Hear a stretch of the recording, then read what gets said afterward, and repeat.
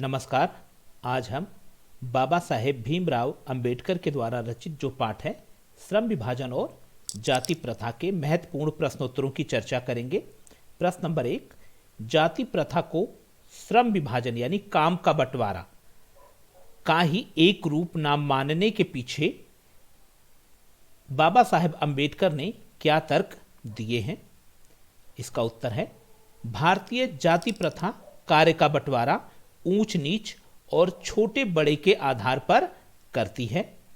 यह व्यक्ति की रुचि पर आधारित नहीं होता कि व्यक्ति अपनी मनपसंद काम करे, बल्कि माता पिता के कार्य को ही बच्चे को करना पड़ता है, चाहे बच्चे का उसमें मन लगे या ना लगे। इससे तकनीक के विकसित होने पर भूखों मरने की नौबत आ जाती है।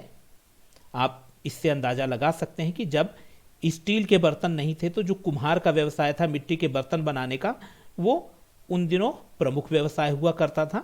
लेकिन जब स्टील के बर्तन आ गए तो फिर मिट्टी के बर्तन कोई नहीं खरीदता, और ऐसे में भारतीय जाति प्रथा कहती कि नहीं, आप जिस जाति के हो वही कार्य कीजिए। अब ऐसे में अगर वो कुम्हार मिट्टी के बर्तन कंटिन्यू बनाता रहेगा तो शायद उसके भूखे मरने की नौबत आ जाएगी।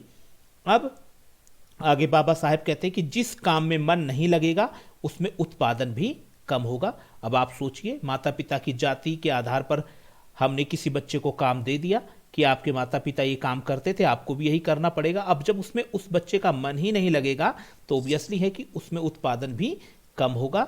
और ये सारी बातें बाबा साहेब ने बताया कि जो भारतीय जाति प्रथा है इस आधार पर ये जो इसमें काम का बंटवारा है वो सही नहीं है। प्रश्न नंबर 2, लेखक के मत से दास्ता की व्यापक परिभाषा क्या है? दास्ता अर्थात गुलामी।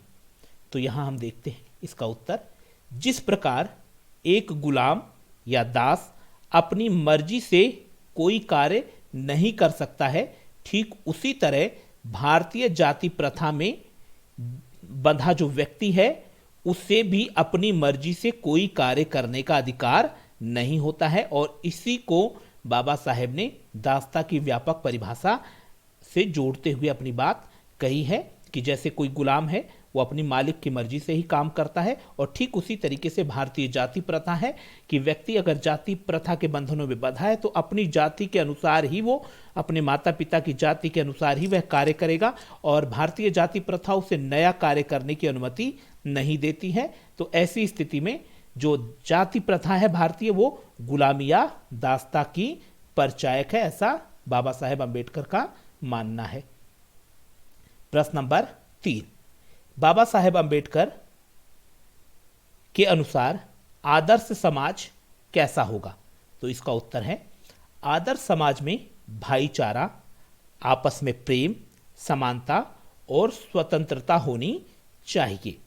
समाज को हर स्तर पर सबको लाभ मिलना चाहिए, अर्थात समाज में आपस में भाईचारा हो, अर्थात जैसे दूध और पानी का भाईचारा कि उसमें विभेद करना मुश्किल हो, और इसी तरीके से हर स्तर पर सबको लाभ मिलना चाहिए। ये नहीं कि कोई अगर लाभ की वस्तु है तो सबसे जो ऊपर बैठा तबका है उसको सबसे अधिक दिया जाए और फिर वो नीचे आते आते कम हो जाए, बल्कि समाज के हर स्तर पर सबको एक समान उस सुविधा का लाभ मिलना चाहिए। सभी स्वतंत्र रूप से अपना रोजगार चुन सकें, ऐसी स्वतंत्रता होनी चाहिए। ये नहीं कि आप इस जाति के तो बस यही काम करोगे, ऐसा नहीं होना चाहिए। और सबको आगे बढ़ने के समान अवसर मिलने चाहिए, ऐसा बाबा साहेब के आदर्श समाज में वो अपने मत को रखते हैं कि भाईचारा हो, आपस में प्रेम हो, समानता हो, स्वतंत्रता हो और सबको समान अवसर मिलना चाहिए आगे बढ़ने का। तो उम्मीद है कि आपको इस पाठ के जो प्रश्न उत्तर हैं वो समझ में आए होंगे, और यदि आपके कोई प्रश्न है तो कमेंट सेक्शन में जाकर आप पूछ सकते हैं। धन्यवाद।